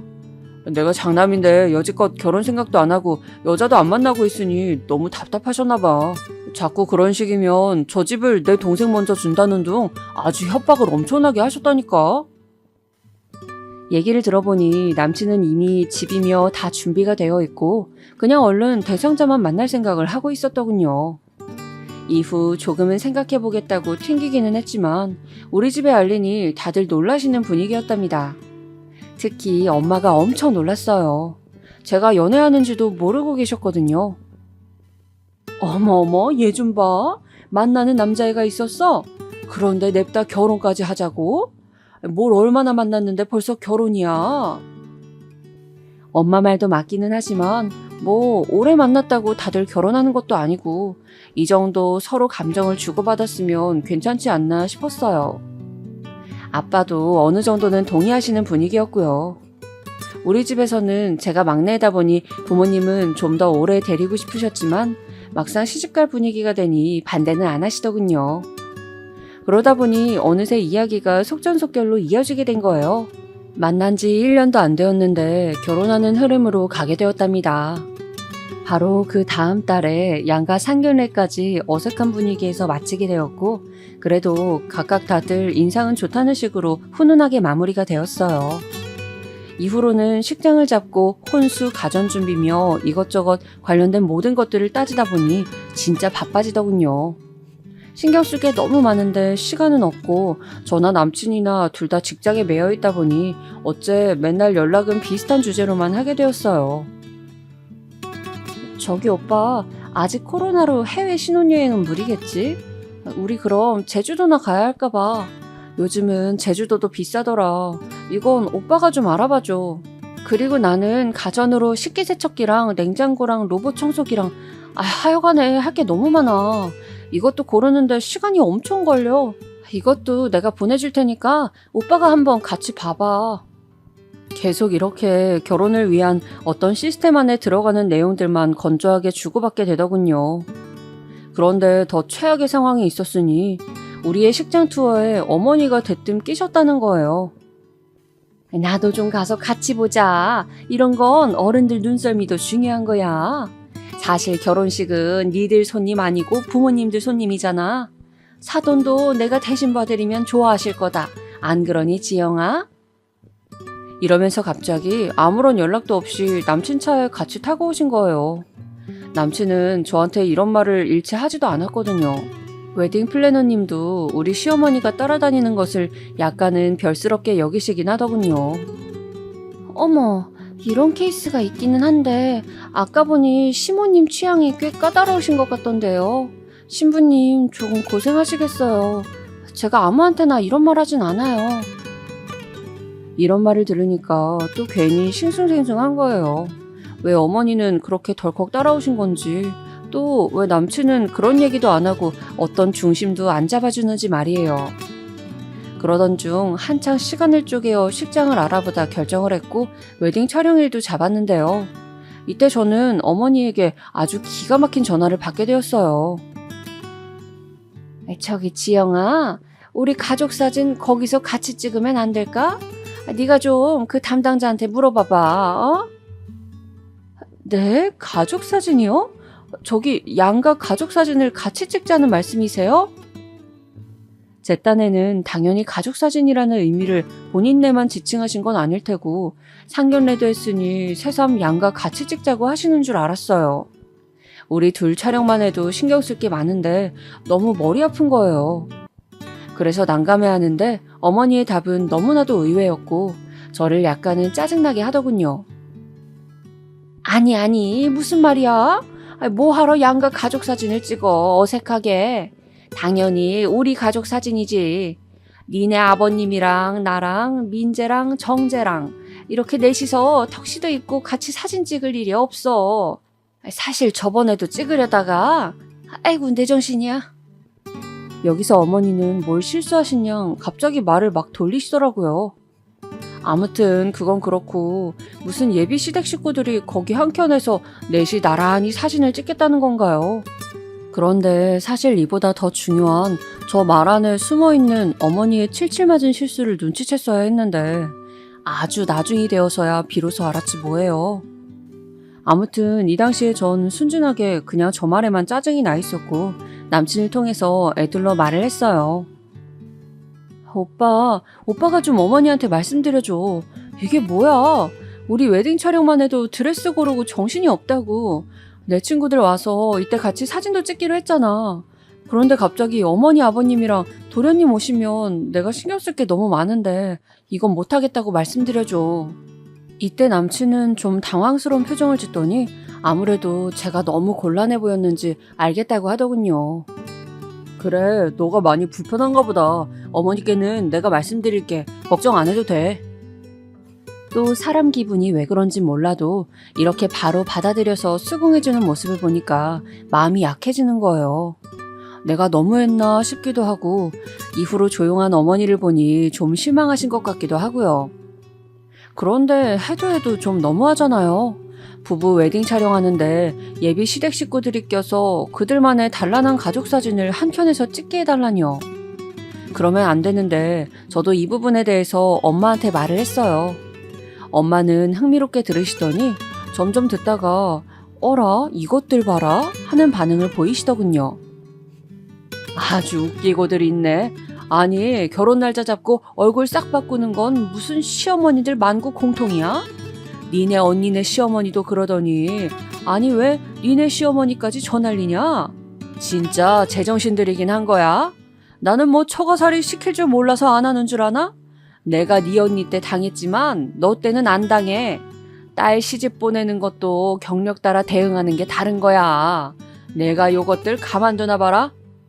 엄마가 이렇게 나선다는 것 자체가 불안하긴 했지만 제가 아무리 말해도 남친이 못 알아먹고 외려 제 탓을 하니까요. 이때 저는 남친이 저에게 했던 것처럼 따로 남친에게 말해주지 않고 곧장 엄마에게 연락처를 넘겼어요. 저 역시 아무런 얘기도 못 들은 상태로 대뜸 제 번호가 어머니에게 알려져서 너무 황당했었거든요. 이후로 어머니가 저한테 전화하시면 우리 엄마도 똑같이 제 남친에게 전화를 해대기 시작한 거예요. 나중에는 어머니도 뭔가 이 시소 타듯 이어지는 흐름이 이상했던지 저에게 전화를 걸어오셨답니다. 내가 좀 오늘 조심스러운 얘기를 해야 될 것 같은데 저기 니네 어머니 말이야. 그렇게 매일 우리 민재한테 전화를 걸어대신다면서. 아니 민재가 말한 건 아니고 말하다 보니까 그냥 어찌 알게 된 거야. 암튼 밖에서 일하고 있는 애한테 그렇게 자꾸 전화를 걸어대시면 어떡해? 이런 건 네가 중간에서 좀 말씀을 드려야 될 것 아니야. 저도 감정이 있고 엄연히 똑같은 사람인데 솔직히 좀 못 참겠더라고요. 결혼식 앞두고 다 잡은 물고기 마냥 그렇게 함부로 대한다면 저도 똑같이 대해줘야겠다는 생각이 들었어요. 저 역시 결혼식 다 잡았고 물을 것도 없는데 겁날 게 뭐가 있나요? 결혼하는 신부가 뭔 죄를 지은 마냥 매일매일 전화로 신문을 당하듯 혼나야 하냐고요. 어머니, 근데 저도 좀 서운한데요? 저도 지금 나와서 일하고 있고 어머니 전화 받겠다고 여기 회사 카페까지 나와서 받고 있어요. 어머니도 식 앞두고 계속 전화 주시고 지난주에는 어머니 외가 때까지 다녀왔어요. 저도 이렇게 바삐 움직이는데 민재 씨도 저희 집이랑 같이 맞춰가야 되는 거 아닌가요? 저희 엄마한텐 제가 말씀을 드리겠지만 어머니도 제가 직장에 있는 시간대는 좀 피해 주시면 안 될까요? 조곤조곤 할 말 다 하고 예의는 지키면서도 나한테 함부로 하지 말란 식으로 툭 날렸어요. 이때 어머니는 뭐가 그렇게 불끈하고 자존심이 상하셨던지 글쎄 대답도 안 하고 전화를 그냥 툭 끊어버리시는 거예요. 이후로 저녁쯤 퇴근한 남친이 저에게 연락을 해왔고 어머니에게 대체 뭐라고 들은 건지 서로 간에 날이 서가지고는 한참을 싸웠어요. 이게 부모님이 걸려있는 얘기다 보니까 끝도 없이 싸우겠더군요. 그래서 드레스 피팅도 한 번 더 하러 가야 하는데 남친이랑 싸운 거로 결국 저랑 언니만 다녀왔었어요. 그러다 보니 점점 우울해지기도 하고 이 결혼을 내가 정말 해야 되는지 모르겠는 거예요. 남친도 뭐가 그렇게 화가 났던지 중간에 자기 어머니가 낀 문제여서 그런지 몰라도 결혼식을 2달 앞둔 시점에서 일주일이 넘도록 저한테 아무런 연락도 안 하는 거예요. 진짜 우리가 결혼을 하는 사람들이 맞기는 한 건지 한창 좋아 죽을 때인 예비부부가 일주일이 넘어가는 시간 동안 단 한 통의 연락도 안 할 수 있는 건가요? 흔히들 말하는 메리지 블루에 걸린 건지 저는 주변에 이런 어려움과 우울함을 호소하기 시작했고 결혼한 친구들이며 안 한 친구들이며 온갖 잡다한 위로와 충고를 보내오더군요. 결국 저는 자존심이 다 뭐냐 하면서 남친에게 연락을 해서 어찌어찌 겨우 수습을 했고요. 하지만 여전히 마음 안에 상처는 있는 상태로 결혼 준비를 해나갔답니다. 이때 남친 반응도 참 미덥지도 않았고 자기가 화나 있다는 어필을 무척 하더라고요. 어찌되었건 그럼에도 결혼 얘기는 계속 세게 밀고 나가길래 그거 하나는 마음에 든다 싶었어요. 지영아, 우리 결혼식도 재미있게 잘하고 행복하게 잘 살아보자, 어? 그나마 이런 부분에서 안심을 하게 해주니 저도 너무 많이 바라진 말자고 생각했어요. 그리고 전 더 복잡한 문제로 싸우긴 싫어서 여전히 고쳐지지 않는 남친의 버릇도 그냥 눈 감기로 했답니다. 밤만 되면 9시쯤만 되면 연락 안 되고 끊어져 버리는 거 말이에요. 뭐 자기 입으로는 일찍 자버린다고 하는데 그것도 잘 모르겠더라고요. 나중에 가서는 이 당시에 이걸 제대로 확인할 걸 그랬나 싶기도 해요. 이때만 해도 저는 그것 하나만 빼면 다 순조롭게 가고 있다고 생각했는데 이게 제일 큰 걸림돌일지 누가 알았겠나요? 아무튼 결혼식을 앞두고 3주 전쯤엔 저는 지독한 다이어트를 통해 8kg을 감량한 상태였고 웨딩 촬영 때보다 훨씬 살이 더 빠져 있었어요. 이때 어쩔 수 없이 남친 집에 뭘 가져다 주러 갔다가 어머니를 만났는데 저를 아주 무슨 눈밖에 내신 양 쎄하게 말을 하시는 거예요. 어쩜 처음 봤을 때랑 인상이 이렇게 확연히 뒤집어질 수 있는 건가요? 그래, 지영이 왔니? 근데 너 너무 살 뺀 거 아니야? 애가 눈도 퀭하고 얼굴은 해골이 되어서는 그렇게 삐쩍 말라가지고 뭐 제대로 걸을 수나 있겠어? 좀 더 찌워야 될 것 같아. 얼굴이 원 너무 빈곤해 보인다. 한창 결혼 앞둔 신부한테 어쩜 저런 망언을 하시는 건지. 하여간 어머니는 마주쳤다 하면 시한폭탄처럼 제 화를 돋구시더군요. 근데 저도 저인 게 진짜 한마디도 안 지고 똑같이 말을 했어요. 그래도 살쪄서 드레스 못 입는 것보단 나을 것 같아서요. 지금 민재 오빠는 살 너무 많이 쪄서 턱시도도 안 맞고 웨딩 플래너님도 저보고 신랑 너무 쪘다고 걱정하시더라고요. 10kg이나 더 늘었다고 하는데 좀 관리해야 될 것 같아요. 오빠 호리호리하게 마른 거 보고 좋아했는데 지금은 너무 투실해졌더라고요. 밥 조금만 주셔도 될 것 같아요, 어머니. 어머니는 제가 이렇게 받아치기만 했다 하면 인상을 쓰시고 옆에 남친이 있건 말건 저한테 호되게 쏘아붙이시더군요. 얘는 어른 앞에서 못하는 말이 없어. 내 아들이야. 네가 뭔데 우리 아들을 갖고 어쩌네 하고 있어. 우리 아들만한 인물이 어디 있다고. 네가 100번 낳아봐라. 저런 아들을 어디서 만드나. 아쉽고 고가우면 데려가지 마라 너. 진짜 농담 아니고 장난치듯 말한 게 아니라 이렇게 진심으로 저한테 따진 것이라는 게 가장 놀랍지 않으신가요? 남친도 중간에서 이러지들 말라며 자리를 정리해주긴 했지만 어머니의 저런 모습을 계속 볼 생각을 하니 좀 아득한 거예요. 집에 와서 엄마한테 얘기를 해봤자 식 앞두고 더 싸움만 날 테고 진짜 머릿속이 복잡하더라고요. 그 누구에게도 티내지 못할 하물며 내 평생 반려자인 남친에게도 도무지 이런 우유부단한 마음을 풀지 못한 채 저는 결혼식을 맞이하게 되었어요. 그나마 전날 아주 꽁냥꽁냥하게 남친과 통화했고 우리 오래오래 행복하자는 간지러운 말을 하면서 전화를 끊긴 했지만요. 그 당시만 해도 저의 이런 우울한 감정이란 그냥 결혼 전 우울증이라는 메리지 블루에다가 예비 시어머니의 갑질이 조금 섞여 힘든 것이라고 생각했어요. 그런데 늘 웬만한 판단은 틀리던 제 인생에서 이런 감정들이 저에게 뭔가 신호라도 주려고 했었나 봐요. 지금 와서 돌아보니 이때 이 결혼식 당일날 찝찝한 기분이 괜한 게 아니었더군요. 식 당일이 되어 남친은 새벽부터 저를 데리러 왔고 저희는 오전 예식이니 이렇게 메이크업을 하러 식장으로 이동했답니다.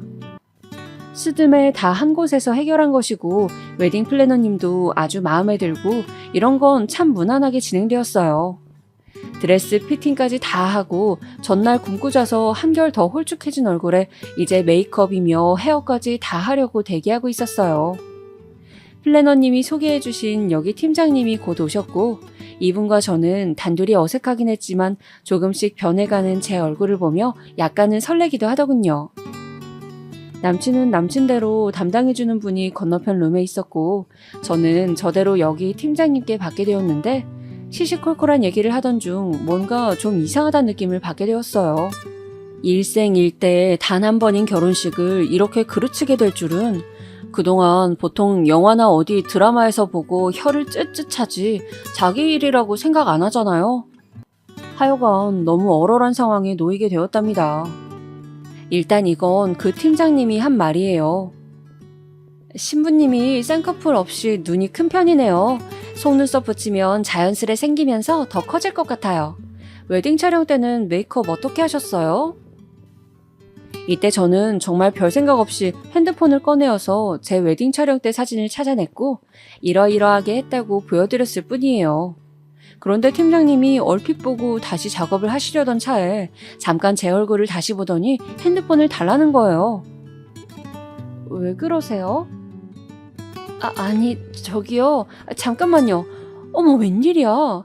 신랑이에요? 옆에 있는 사람이 신랑? 예비 신랑이에요? 오늘 결혼하시는 분이라고요? 네, 그런데 왜 그러시는 건지. 메이크업 담당 팀장님 반응이 너무 이상한 거예요. 왜 남의 신랑 갖고 이래저래 뭐라고 하는 건지. 그렇게 관심 가질 일도 아닌데 말이에요. 근데 이분은 들고 있던 메이크업 도구를 내려놓고 잠깐 허리를 짚더니 머리를 몇 번 쓸어 넘기면서 한숨을 쉬는 거예요. 마치 아주 기분 나쁘게 누가 보면 무슨 제 남친과 개인적으로 뭐 알기라도 한 것 마냥 아는 체 하듯 말이에요. 저기 왜 그러시는 거예요? 여기서부턴 저도 약간 기분이 나빠서 좀 쏘아붙이듯 말을 했어요. 이거 나중에 플래너님한테 항의라도 해야 하는 게 아닌가 싶었거든요. 대응이 뭔가 불편하게 느껴졌으니까요. 그런데 이윽고 다음에 들려온 말을 들은 뒤 항의를 해야 할 건 이 팀장님이나 웨딩업체가 아니라는 것을 알게 되었어요. 어떻게 이런 찝찝하고 불쾌한 얘기를, 아니 보통 난리도 아닌 이야기를 듣게 되었을까요? 처음 들었을 때는 저는 이 분노를 어디에 풀어야 할지 도통 그 주체를 찾을 수가 없었어요. 울컥하는 마음에 여기 팀장님한테 화를 냈다가 뒤이어 들어온 우리 친정 식구들을 보고 막 혼란스러웠다가 건너편에서 있는 남자친구한테도 풀 수가 없어 미치겠더라고요. 이 팀장님은 계속 본인도 말을 제대로 못 고르고 허둥지둥 대고 있었어요. 정말 너무 조심스러운 얘기인데, 저기 신부님, 제 얘기 잠깐만 들어보실래요? 아니, 내가 이렇게 나서도 되나? 이걸 어떡하지? 도대체 왜 그러시는 거예요? 뭐 할 말 있으시면 똑바로 하세요. 뭐 때문에 그러시는 건데요? 그랬더니 계속 몸을 비비꼬면서 쩔쩔매다가 제가 화낸 듯 말을 하니 결국은 말을 꺼내시는데 처음에 어디 다른 집 얘기를 하는 줄 알았어요. 이게 저랑 제 남친의 이야기라뇨. 그게요. 참, 이걸 어떻게 말을 해야 된담? 아무튼 말씀드릴게요. 판단은 신부님이 하세요. 근데 제 생각은 이 결혼 접으시는 게 나을 것 같은데. 아무리 대충 봐도 그게 맞아 보여서 말이에요. 저기 여기 신랑님 말이에요. 제가 아는 사람이에요. 저라기보다 제 사촌 동생 말이에요. 정말 극도의 오지랖에 참견에 별 푼수 같은 반응을 한다고 느껴졌던 이 팀장님에게 나중에는 이분을 만난 게 천운이었다고 생각하게 될 줄 누가 알았으려나요? 이분 입에서 나오는 말은 계속 충격의 연속, 반전의 반전, 정말 토할 것 같은 내용들 뿐이었고 급기야 저는 제대로 서 있을 수 없게 되었어요. 하필 어쩌다가 돌고 돌아 여기로 온 건지 참 사람 일 알 수가 없어요. 아무튼 다 떠나서 이 사람 제 사촌 여동생 제부였어요. 그러니까 결혼했었던 사람이라고요. 작년에 이혼하고 아주 스토커처럼 제 사촌 여동생한테 들러붙던 좀 무서운 인간이에요. 참 내가 미쳤지. 이런 얘기까진 안 해도 됐는데 어떻게 수습을 한담? 이렇게 말하는 와중에도 본인도 너무 혼란스러워하고 괜히 말했나 어쩌나 하면서 화장실 급한 사람처럼 옴짝달싹을 못하는 거예요. 이런 화제로 흘러가고 있으니 저도 멈출 수가 없어 닥달을 했고 제 남친에 대한 이야기를 더 당겨서 듣게 되었어요. 그게 뭐 이혼한 지 얼마 안 되기도 했고 둘 사이에 애도 없긴 한데 아무튼 시어머니가 장난이 아니었어요. 아니 신부님도 알지 않아요? 여기 시어머니 보통 아닐 텐데. 우리 여동생한테도 애기 못 갖는다고 얼마나 막말을 했는지 몰라요. 암튼 시어머니 등살에 못 이겨서 이혼한 건데 또 아들은 마음이 그렇지가 않은 거야. 이혼해놓고서도 내내 계속 연락해대고 집에 찾아오고 난리였어요. 근데 지금 이렇게 결혼을 한다고요? 신부님은 얼마나 만난 건데요? 와, 듣고 있으니까 진짜 미치고 한장을 하겠더라고요. 초반 몇 분간은 너무 바보 같은 얘기라서 그냥 남 얘기인 양 듣고 있었는데 인적사항을 말하는 거나 우리 시어머니 얘기나 이분이 제 남친의 전부인이라고 하는 그 말도 안 되는 갑작스런 등장인물 사진을 보여주는 것 하며 그냥 다 꿈을 꾸는 것 같았어요. 그 좋은 날 아침에 이쪽으로 모든 일의 방향이 움직일 거라고 생각도 못했던 저는 그냥 뒤통수에 물을 뒤집어 쓴 듯 바보처럼 그분의 설명을 듣고 있었답니다. 너무 불쾌하고 찝찝하고 불안해 죽을 것 같으면서도 그분이 묻는 대로 답하다 보니 너무 어이가 없고 역겨운 퍼즐이 맞춰지는 거예요.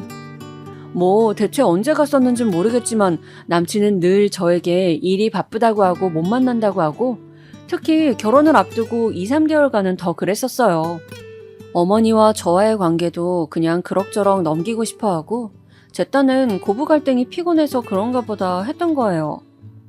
그런데 여기 팀장님 말로는 솔직히 듣기로 실감도 안 나고 어색한 그 전부인 제 남친이 유부남이었었다는 가정하에 그 전부인 말이에요. 그렇게 그 사람한테 찾아가서 다시 합치자는 둥 너 없인 안 된다는 둥 그런 말을 했다는 거예요. 이후로 온통 정신없는 이야기들만 쭉쭉 듣게 되었어요. 우리 유선이, 그러니까 전부인 말이에요. 아무튼 유선이가 얼마나 스트레스를 받았는지 몰라요. 시어머니한테 그렇게 뜯기고 기겁을 해서 이혼을 했는데 그 당시엔 그렇게 우유부단하던 인간이 이혼 후에 매달리니까 말이에요. 그리고 얼마나 스토커 같은지 직장부터 집까지 차로 몰래 따라온 적도 있어요. 이거 뭐 접근 금지를 시켜야 하는 건지 사설 경호원이라도 붙여야 하는 건지 싶었다니까요. 아니 그래놓고 뒤에서는 또 신부님 같은 이런 아가씨를 만나고 있었다는 거예요? 진짜 잘 헤어졌네. 정신병자가 따로 없지. 이게 뭐냐고요. 그 짧은 시간이 얼마나 숨죽인 듯 깊게 흘러가던지. 안 그래도 신부 측 준비 시간이 좀 길긴 하지만 그 시간 동안 저는 넋놓고 이분의 설명을 계속해서 듣고 있었어요. 본인도 괜히 초친 것 같아서 미안해했다가 하지만 이분 표현에 의하면 보통 악질이 아닌 전남편이라고 말하고 있으니 그런 사람이 오늘 내가 결혼할 예비신랑이라니 다른 분들 같으면 한 번에 정리가 되시겠나요? 참 바보 같은 얘기긴 하지만 너무 어이없게도 저는 정말 이 사람이 맞냐며 사진도 보여줬고 그분도 주섬주섬 자기 사촌 여동생이 결혼할 때 사진을 SNS로 찾아내어 보여주더군요. 둘의 결혼 생활은 2, 3년 정도였다고 하고 희한하게도 그 기간 동안 아이는 없었다고 합니다. 게다가 그 전부인이란 여자분은 저랑 나이도 동갑이라나요? 이게 다른 상황이라면 받아들일 시간도 있었을 테고 뭔가 좀 여유가 있었겠지만 저는 결혼식 당일날이라는 아주 특수한 상태에 있었어요. 살면서 그다지 나쁜 짓을 한 것도 없는데 왜 하필 일생일대의 중요한 결혼식 날 이런 일을 마주치게 된 걸까요? 그나마 위안인지 동정인지 모를 듯한 소리를 그 팀장님이 해주시더군요. 참 기구하게도 저는 그 말에 소망을 걸어야 하는 제 입장이 너무 우스워서 어이가 없었어요. 그래도 혼인신고는 안 한 거죠? 그런 거 하기 전에라도 알아서 어디예요. 이상한 인연이면 끊고 언제든 당장이라도 지금이라도 멀리 도망쳐야 되는 거 아닐까요? 제 사촌 여동생은 신부님이랑 똑같은 나이인데 이혼녀 딱지로 많이 힘들어해요. 그런데다가 시원하게 뚝딱 인연이 끊어졌으면 또 몰라? 우리 이모 말로는 얼마 전까지만 해도 이전 사위가 집 앞에 찾아와서 그렇게 빌었다는 거예요. 다시 같이 살게 해달라고 그것도 징글징글해 죽겠는데 결혼 준비를 하고 있었다고요? 이건 나도 어이가 없어서 우리 이모랑 여동생한테 말해줘야겠어요. 저는 여기까지 얘기가 끝난 이후 너무 머리가 아파서 드레스 피팅한 채로 어정쩡하게 앉아 있었어요. 봐주시는 이모님이 왔다 갔다 하시면서 의아해하는 사이 제 마음은 계속 그간의 남친의 반응들, 늘 뜨뜨미지근하고 날 진짜 좋아하긴 하는지 가끔 헷갈렸던 모습들, 이런 여러 가지가 스쳐가더군요. 그러면서도 결혼만은 그렇게 외치길래 바보같이 저는 남친이 절 좋아하긴 하지만 표현을 잘 못하는 줄 알았어요. 저 팀장님 핸드폰 속 그 사촌 여동생분 결혼식 사진을 보니 조금 지금보다 약간 앳되긴 해도 누가 봐도 제 남친이 남편 자리에 있더군요. 사진이 그거 한 장이랑 뭐 패백때 가족들이 찍어준 사진이 있다고 해서 봤는데 그것도 영락없이 남친 맞았어요. 저는 그 이상 무슨 말을 하고 어떻게 행동하면 좋았던 것일까요? 아무튼 이대로 그냥 무시하고 진행을 하고 나중에 물어본다던가 이런 쪽으론 도저히 마음이 움직이질 않았어요. 얼마나 소름이 돋고 기가 막히던지. 드레스만 일단 입어본 제 허여멀거한 팔뚝에서는 진짜 소름이 오소소 돋아나 있더라고요. 엄마랑 언니는 밖에 돌아다니고 있다가 들어왔는데 제가 도통 안정을 못 찾자 의아해했어요. 저는 구역질을 하듯 겨우 말을 뱉어 그들에게 내막을 말했고 엄마와 언니는 무슨 멍청한 장난을 치는 거냐며 처음엔 뭐라고 했어요. 엄마, 언니, 내가 사진까지 다 봤는데 맞는 것 같아. 재혼인가 봐. 나는 그런 것도 몰랐는데 어떻게 나? 제 말에 엄마랑 언니는 좀 평소와 뭔가 다름을 느끼긴 했고 여차저차 결국 그 팀장님을 붙잡고 마구 물어댔어요. 이분도 일이 점점 커지니 약간 겁먹은 것 같기도 했지만 잘못한 일은 아니라고 여겼던지 우리 엄마와 언니에게도 똑같이 사진을 보여주더군요. 저와 엄마, 언니는 셋이서 나란히 그러고 서서 이러지도 저러지도 못하고 있었어요. 아직 결혼식장까지 움직이지도 못했고 여기는 그냥 메이크업 하러 온 곳일 뿐인데 전 얼른 준비를 끝마치고 식장으로 이동해야 하는데 말이에요. 엄마와 언니는 전날 밥도 잘 못 먹고 어지러워했던 제가 걱정이 되어서 굳이 오지랖 떨며 극성맞게 여기까지 따라온 건데 셋 다 완전 머릿속이 정지되어서는 어쩌지를 못하고 있었던 거예요. 일단 저는 평상복으로 갈아입고 그대로 나갔고 남친은 세팅을 다 끝낸 뒤라 새삼스러운 얼굴로 절 쳐다보는데 그게 얼마나 역겹고 혐오스럽게 느껴졌는지 몰라요. 저도 뭔 생각으로 뭔 기대를 갖고 물었었는지 모르겠지만 일단은 대기실에서 대뜸 물었어요. 딱 떨어지는 제 한마디의 질문에 남친은 아무 생각 없이 고개를 돌리다가 눈이 멈추더군요. 오빠, 차유선이라는 분 알아? 뭐? 저는 멍청하게 서서 줄줄 구구단을 외우듯 들은 얘기를 쭉 읊어버렸어요. 나이는 나랑 동갑, 성동구 살고 이혼한 지 1년쯤 됐나? 오빠 얼마 전까지도 그 집에 왔다 갔다 하며 오빠 집보다 더 자주 드나든다며. 이렇게 건조하게 말을 잇는 저를 보고 남친은 무슨 타임머신 타고 장소 이동이라도 한 듯 무척 어리둥절한 얼굴을 하고 있었어요. 하지만 저는 남친이 평소와 다른 표정이란 걸 알 수밖에 없었어요.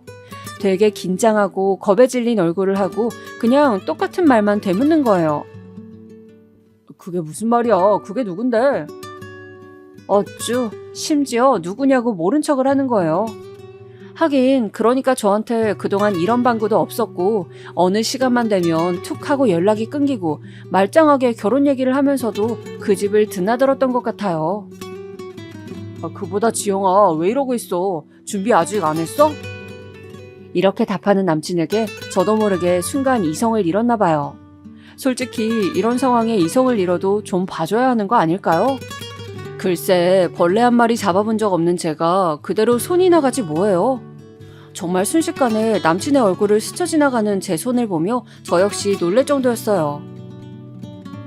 와, 오빠 제정신이냐? 내가 우스워? 오빠 네 눈엔 내가 그렇게 바보 천치 같고 호구 같아? 내가 모르길 바랬어? 평생 모르고 살 줄 알았어? 세상에, 하다못해 파혼도 아니고 이혼이잖아. 어떻게 이혼했던 걸 말을 안 해? 오빠 네가 인간이야? 남친은 얼굴은 잔뜩 화난 표정을 지으면서도 막상 대꾸는 또 못하는 거예요.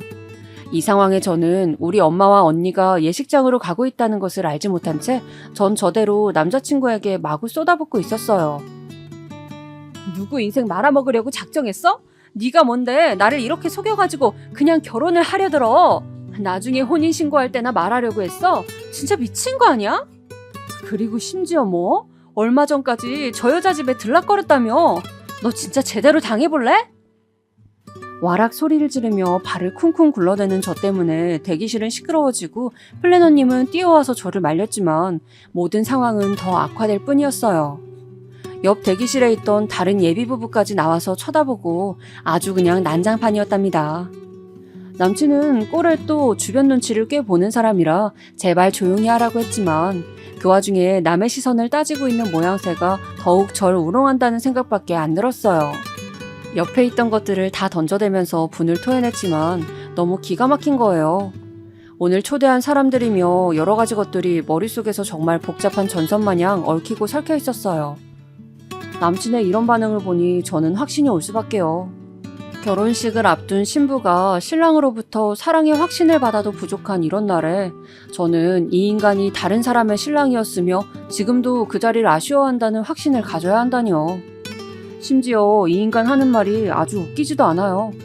이런 심성과 본세를 갖고 있으니 끝까지 모르는 척 이혼남인 것도 숨기고 전부인한테 질척거리고 있던 것도 숨기고 있었던 걸까요? 지영아, 일단 내가 설명을 할게. 너한테 얘기를 하려고 했어. 내가 왜 이걸 말을 안 하려고 했겠어.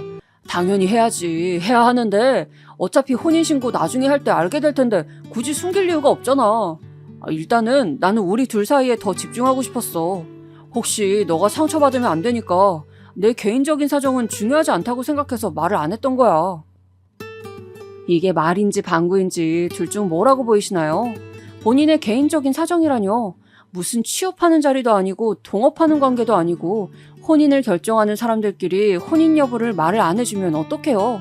진짜 기절할 노릇이었는데 이 와중에 엄마한테 전화가 걸려온 거예요. 받을 기력도 없어 죽겠는데 하도 길게 걸려오길래 받았고 엄마는 확인을 해야겠다며 씩씩대시더군요. 지영이 너 말 똑바로 해봐. 진짜 맞아? 이혼한 거 맞대? 확실해? 확실하냐고. 저도 지금 개인 대 개인으로 전쟁을 감행하느라 정신이 없어 죽겠는데 엄마가 재차 묻는 말에 그냥 맞다고만 대답을 했고 그러고 전화를 끊어버렸어요. 계속 말 같지도 않은 말로 저를 더욱 골리기만 할 뿐인 남친을 보며 저는 손에 있던 것들을 다 던져가며 입 다물라고 악을 바락바락 썼어요. 안 그래도 몸매 관리한답시고 빼짝 말라서 손도 떨리는데 진짜 뒤로 넘어가겠더라고요. 대강 우리의 큰 대화로 사정을 들어버린 플래너님도 완전 숙연해지셔서는 아무 말도 못하셨어요. 그 길로 저는 택시를 잡아 타고 집으로 가려다가 엄마랑 언니는 예식장에 가 있고 친척들도 얼마 안 있으면 몰려오니 그쪽도 들리긴 해야겠는 거예요. 진짜 착잡한 마음으로 그 자리에 도착을 했는데 4층 홀로 올라가는 순간 입구에서부터 익숙한 목소리들끼리 시끄럽게 엉켜있더군요. 설마 했던 우리 엄마와 어머님의 목소리가 맞았어요. 아이고 이거 안 놔? 놓으라고! 웃기지 마 이 여편네야. 오늘 진짜 너 죽고 나 죽는 거야. 내가 그동안 참고 있었는데 너 아주 오늘 날 잘 만났어. 개망신 제대로 당해봐. 제 눈앞에서 펼쳐진 광경은 엄마와 어머니가 목소리만큼이나 어지럽게 얽히고 설켜있는 모양새였어요. 저에게 대략적인 정황을 확인한 엄마는 너무나 천연덕스럽고 아무렇지 않게 예식장으로 걸어들어온 어머니를 보자마자 그대로 낚아채서는 온몸의 분노를 다 쏟아내고 있었던 거예요. 언니도 말리고 늦게 도착한 아빠도 말리고 보통 소란이 아니었지만 좀처럼 진압될 기미가 보이지 않았어요. 일단 저부터도 말리고 싶은 생각이 전혀 들지 않더군요. 남친에 대한 생각은 당연하거니와 그 언저리쯤 머물고 있던 어머니의 행동들이 눈에 들어오는 거예요. 아니, 본인 아들이 전부인 꽁무니 쫓아다니는 거 몰랐다고 치자고요. 그런데 적어도 본인 아들이 이혼남인 것에 대해 저에게 입도 뻥끗하지 않았어요. 간간히 뭔가 실수하는 듯한 어투를 쓰긴 했지만 때마다 그걸 얼버무렸던 걸 보면 지도 숨길 작정이었다는 거 아니에요. 이날 어머니는 우리 엄마 손에 아주 신명나게 응징을 당했고 예식장 직원들이 뜯어말리고 겨우 떨쳐내고 나서야 조금 불길이 가라앉았어요. 그나마 다행인 건 손님들이 들이닥치기 전에 일이 터진 거라 우리 엄마가 어머니에게 분풀이하는 모습을 보이진 않았다는 거죠. 일단 저를 대신하여 언니와 아빠 등 가족들이 아주 분주하게 알려대고 저도 몸이 안 좋아 급히 응급실에 갔다는 둥 누가 봐도 파혼을 예감할 수밖에 없을 핑계를 대며 그날 하루를 조용히 닫아버렸어요. 남친은 그날 뺨 한 대로 끝난 게 아쉽긴 하지만 우리 엄마로 인해 어머니 여기저기 앓는 소리를 내며 들어누운 걸 생각하면 그냥 넘어가야 될까 봐요. 제가 준비한 가전들이며 이런 것들 다 포함해서 저는 팔면 중고가 되기 때문에 전부 돈으로 내놓으라고 했고요. 어머니랑 남친은 처음엔 지네들도 손해를 입었다고 무슨 말 같지도 않은 소리를 하더군요. 그런데 엄마가 전화를 뺏어서 아주 우악스럽게 경고를 했더니 지들도 나름 인간이랍시고 말이 들어가긴 했어요. 야, 니네가 사람이긴 하냐? 니네 집 주변에 대자보 써서 사기 결혼한 사기꾼 부모의 자식 새끼라고 써붙이기 전에 좋은 말 할 때 입 다물어. 나 니네 직장도 알고 니네 가게도 다 알아. 그리고 자네 엄마한테 전해. 니 자식 새끼 귀한 줄 알고 남의 자식 인생 생으로 잡아먹으려다가 니 자식이 먼저 굴러 떨어진다고. 헛수작 부리면 내가 진짜 자네 직장이며 자네 엄마며 가만 안 둘 거야. 경찰에 신고할까? 고소해? 그럼 누가 손해인데? 좋은 말 할 때 돈 주고 끝내던지 안 그러면 싸움 한번 길게 끌고 갈 건지 니들이 정해. 엄마의 말로 이 상황은 어찌저찌 정리가 되어 지금 지지부진하게 돈을 나눠서 받고는 있는 상황이에요. 진짜 속된 말로 금융치료라고 그나마 돈이라도 얼마씩 돌려받고 있는 데다가 그 얄밉고 열받던 예비 시어머니가 우리 엄마한테 조금의 반항도 못하고 어마어마하게 당하던 모양새를 생각하면 그냥 차근차근 제 속에서 소화시켜보려고 합니다.